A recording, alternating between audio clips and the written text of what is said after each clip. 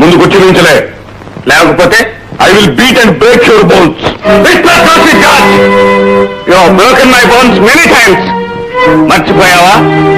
పారిశ్రామికవేత్తల పొట్టలు నింపడం కోసం యంత్రాల పోరల్లో చిక్కుకుని రక్తం ధారపోసిన కార్మిక శక్తిని నేను ఏకం చేసినప్పుడు ఈనాటితోనే నా ఎముకలు వెనకొచ్చావు. జైల్లో 4 గోడల మధ్య బంధించి చేయని నేరాన్ని నా చేత ఒప్పించడానికి ఈనాటితోనే నా ఎముకలు వెనకొచ్చావు. నా భుజం మీద పడుతున్న ఒక్కొక్క లాఠీ దెబ్బకు బహుమతిగా ఒక్కొక్క కొత్త పథకాన్ని నీ కాకి బట్టలకు తగిలించుకున్నావు. ఇంకా నీకు బహుమతుల మీద వ్యామోహం చావలేదా? రామరాజు, ఇలా రండి మాట్లాడుకుందాం. కూర్చోండి. ఇప్పటిదాకా నిలబడే ఉన్నాను. అదే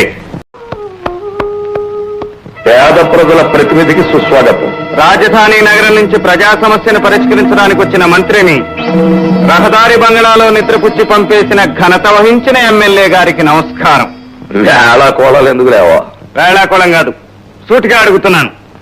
ఫ్యాక్టరీ యాజమాన్యం దగ్గర లంచం పుచ్చుకుని ఎంక్వైరీ నాటకానికి తెరవేసింది నువ్వు కాదు? చూడండి బావుమరిది గారు, నేను ప్రజల కొరకు ప్రజల చేత ఎన్నుకోబడ్డ ప్రజల యొక్క మనిషిని. ఆధారాలు లేక నా బాండాలు వేస్తే నా ప్రజలు నమ్మరు. నేను జైలుకు వెళ్లక ముందు నువ్వు మామూలు మనిషివి. ఎమ్మెల్యే అయిన 3 సంవత్సరాల్లోనే లక్షాధికారి అయ్యావు. లంచం తీసుకోకుండానే ఈ మేడ కట్టించావా?